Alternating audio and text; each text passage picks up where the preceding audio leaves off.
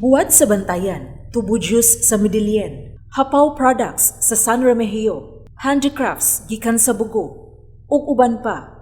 Ang pipilas sa mga produkto nga imong mapalit ug naka-display sa ikatulong hugna sa R Cebu, Experience Cebu Island sa Robinsons Galleria.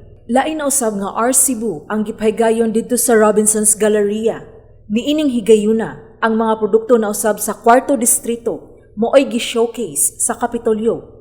Naglangkob kini sa dakbayan sa Bugo ug mga lungsod sa Bantayan, Daan Bantayan, Midilien, Santa Fe, San Remigio, Tabugon ug Tabuelan. Gipahalipayan ni Gobernador Gwen Garcia ang mga mayor, ilabi na gayud ang tourism officers sa 4 distrito tungod sa ilang paninguha kay naklaro kini sa kaanindot sa ilang mga booth. Mao kini ang ikatulong nga installment sa maong kalihukan sa Robinsons Galleria. Nauna na ang 7 distrito ni adtong Enero, 1st District ni adtong buwan sa Pebrero, ug karong buwan na ang 4 distrito. Ato sa iyang pagpamulong, matud ni Gobernador Garcia nga ang mga kalihukan nga gipasiugdahan karon sa Kapitolyo, tinguha niini nga muursa gayud ang kinabuhi sa katawhan kay dako ang ikatabang niini pagsaka sa ekonomiya. Mo bitaw, nako, bahala na ako ito kay lagi. The Cebuanos are working tirelessly for. You make me proud to be a Cebuano. As we have always said, over here in Cebu,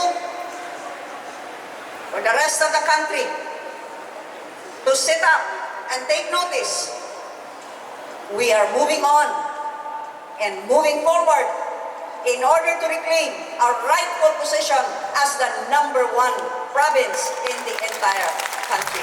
Matud ni Bukal Kerry Shimura nga ang maong kalihukan susama sa laing mga kalihukan sa lalawigan sa Subo aduna gayoy malungtaron nga epekto sa kinabuhi sa katawhan ug dili lang pang one time.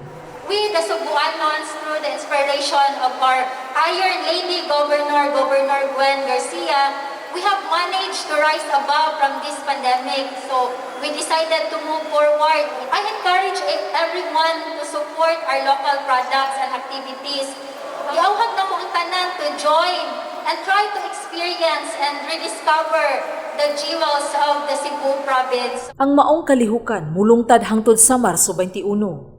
Ang R Cebu ang usa sa mga programa sa Kapitolyo nga naghatag og higayon sa kalungsuran ug mga magpapatigayon nga ipasigarbo, i-display ug ibaligya ang ilang mga produkto ug ma-promote usab ang turismo sa isig kadapit.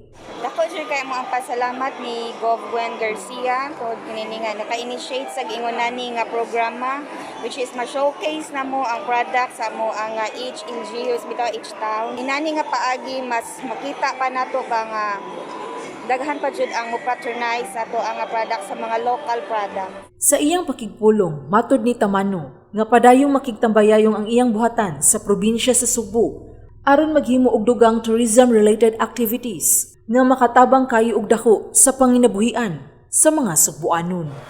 We agree with the governor na we need to put more activities in the north, no? Because unlike in the south, we see mangod nga kanang kayong activities, no?